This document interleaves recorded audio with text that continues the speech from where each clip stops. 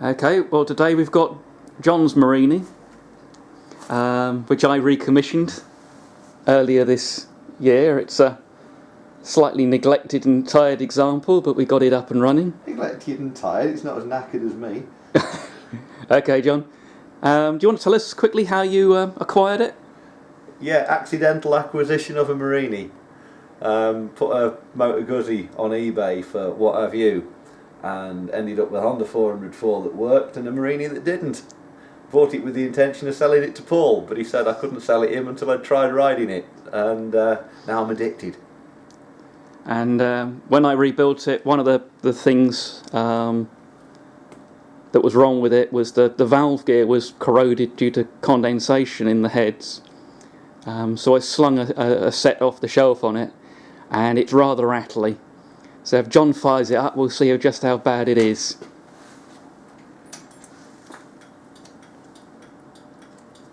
What's that? Indicators. Okay. See, it's had some life left in the battery.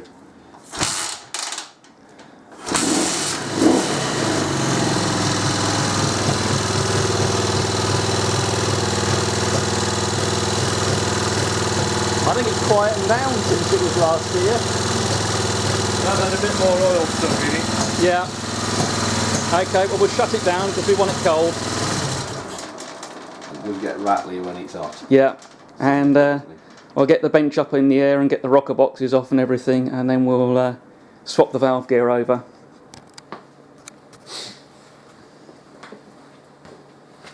Right, we need to get these rocker boxes off. I've already done the rear one. So let's do the front. So I'll unhook the breather pipe. And I find the easy way of working in here is an Allen bit with a ring spanner on it, because then I can just easily unscrew it.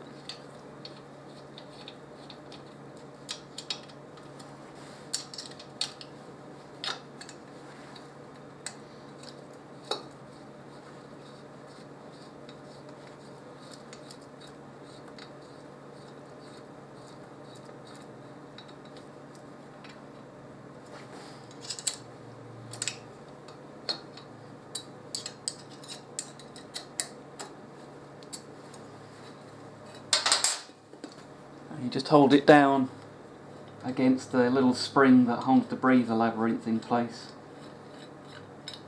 with all three nicely loosened off. Just jiggle that out of place. If you put them together dry, they'll generally seal, and you can reuse the gasket nearly all the time. I'll just put that out the way. And we need the side casing off, and depending on the version, we need the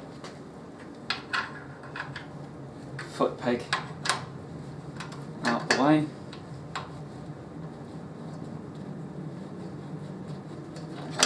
Really easy. We'll take it all the way off.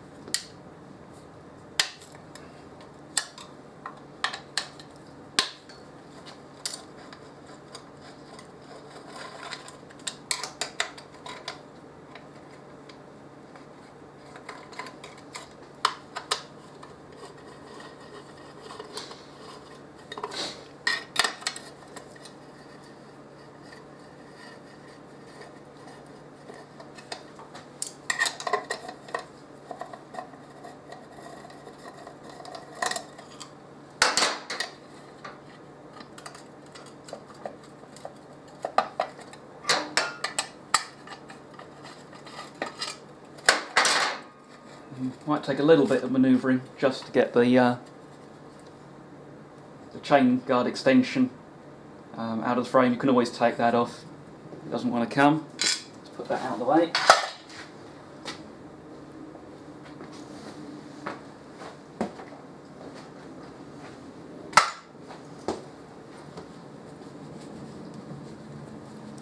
So now we're looking for the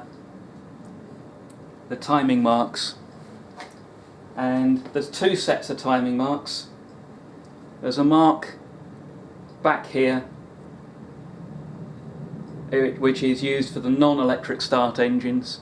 The electric start engines have got a window in, with a plug, and you align the mark up with the centre line of the camshaft, and the pulleys are marked differently. It almost in fact applies to this style of flywheel and the later style of flywheel, even when it hasn't got electric start.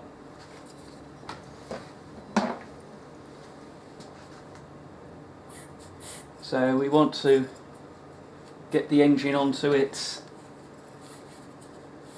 compression stroke, so we're watching the valves to make sure they're shut, and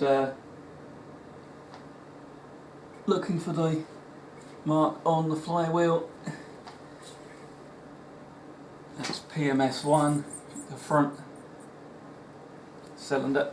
There we go. And got clearance on both valves.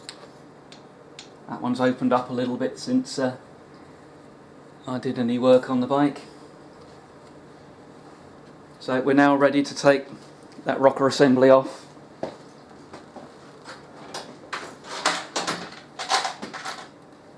Sounds like something that happened outside the Ace Cafe. A rocker Rockers. assembly. Yeah, well, I think when I first got my bike and it was louder than yours with the valve gear, I did a little thing about rattly tappets and the clappers, which sounds like a rocker band. Yeah. Right, so it's 11mm for the nuts.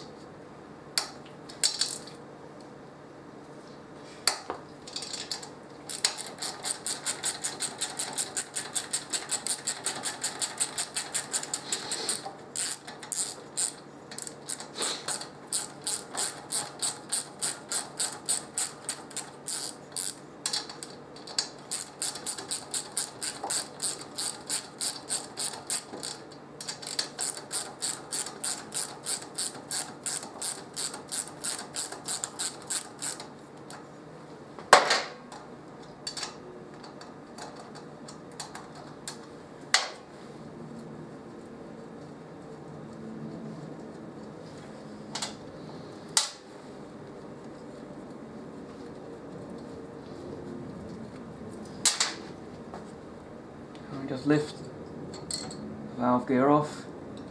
When we get close to the top, we can get the washers off.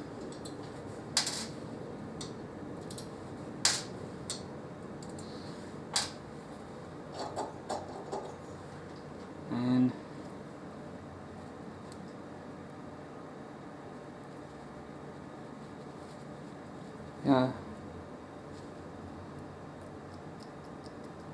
don't know if you can hear that. There's quite a lot of play in there. So here's a set I prepared earlier.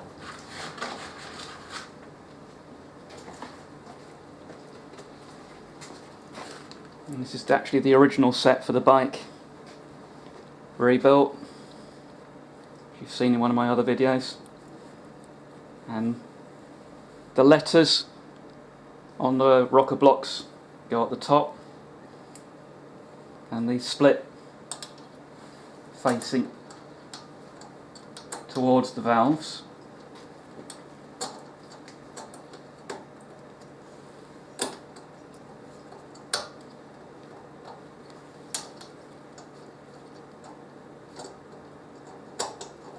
And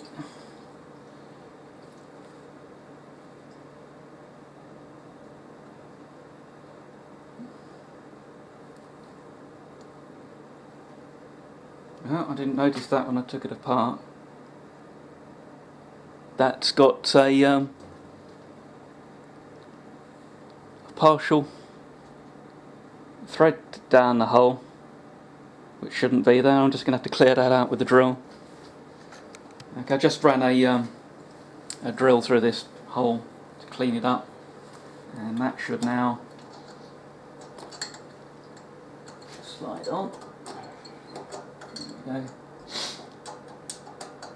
Just juggle with all the angles and get the ball end of the tappets. I'll just bring you in close here for a second. Sorry. Okay, you can see I've got the valve gear sitting quite high. I'm holding the back end of the adjuster down so the ball is in the cup, and then push the blocks down and we've got it seated. So now it's just a question of putting the washers and nuts back on.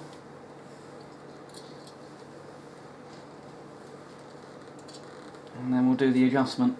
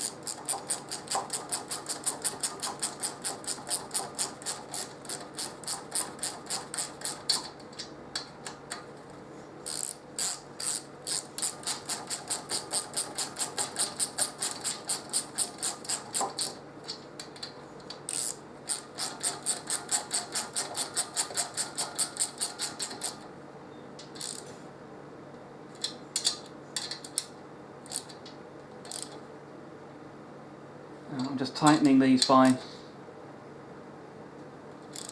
feel, just feeling when they just want to stop.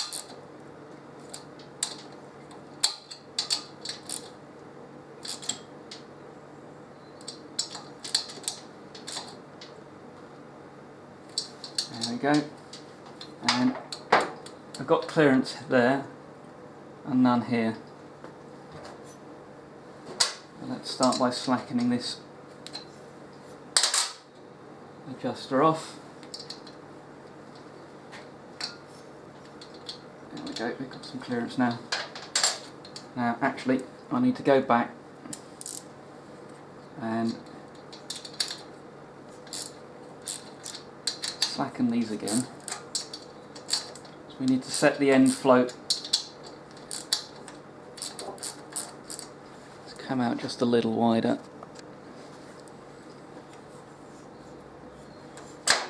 You've got float on the rocker for the inlet valve. It's set by moving the rocker posts together, and we can just encourage the post to move over. The whole thing squeeze together and get that clearance set, and then we can snip the far post up and the back. Now the end float for the exhaust valve is set by pushing the spindle shaft through, and the support block on this side is split at the front for that. So that's now, I just need a little bit of side play on them. And this bolt never feels as tight as the others because of the split, so you shouldn't over tighten it. Now I've got my 0.1mm feeler gauge, and you want to be feeling for a bit of drag in there when the clearance is right. And then as you tighten the nut, it tends to change the the adjustment a bit, so you need to be, as you tighten, you need to be, that's got a little bit tighter, so I'm going to push back on the adjuster.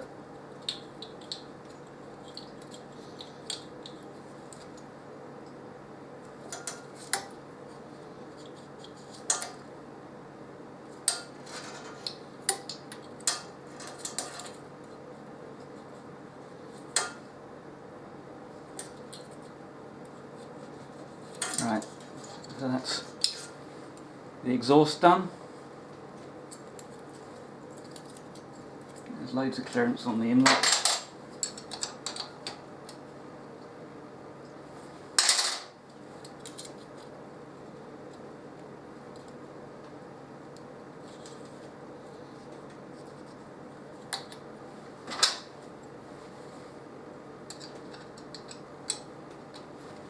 Let's see if we can get you a better angle on what I'm doing in here.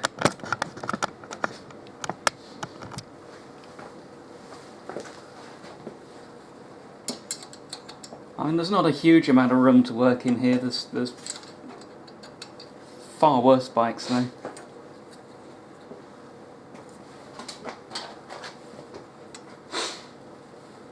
I'll tell you what, I'm going to work from the other side for you.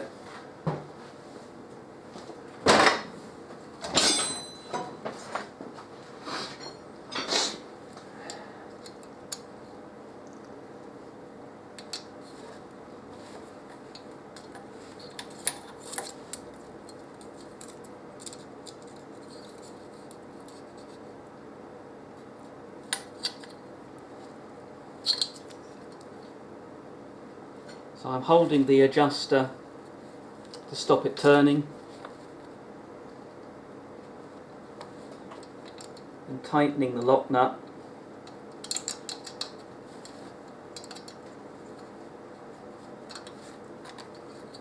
And feeling for the grip on the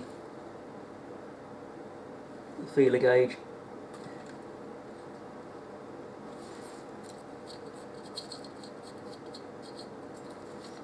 That's now tight with sufficient clearance.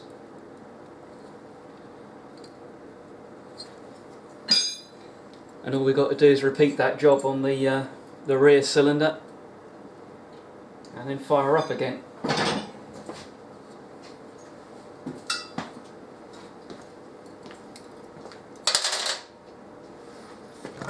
So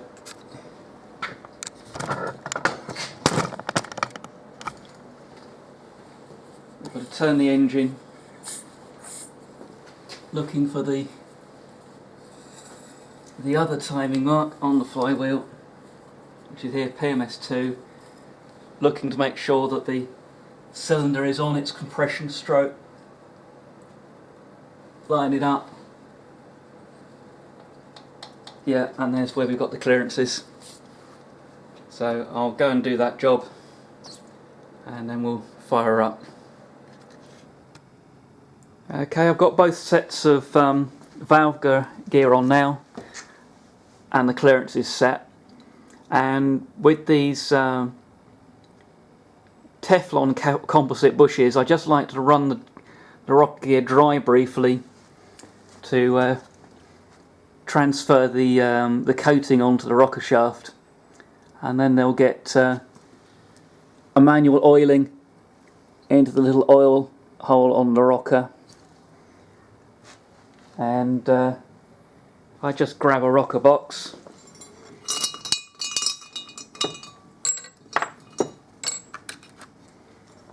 you'll see that the inside of the rocker box has little sort of crow's feet arrangements which are for condensing the oil mist and dripping it down into the rocker. And when ridden regularly there is absolutely no shortage of top end lubrication. So, see if you can fire up, John. Let's see if we've got an improvement. Fuel on.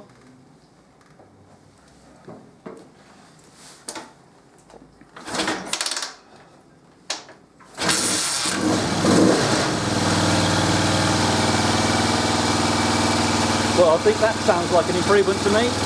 Definitely like a rattle.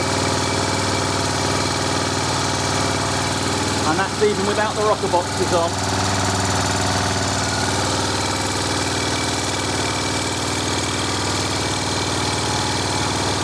Okay, that should be sufficient.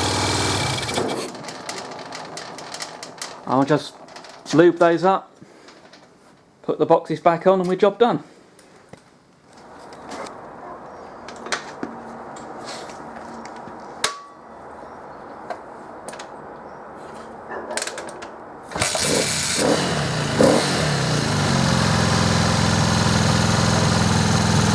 Bye.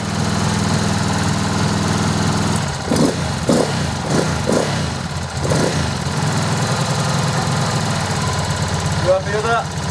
Sounds good.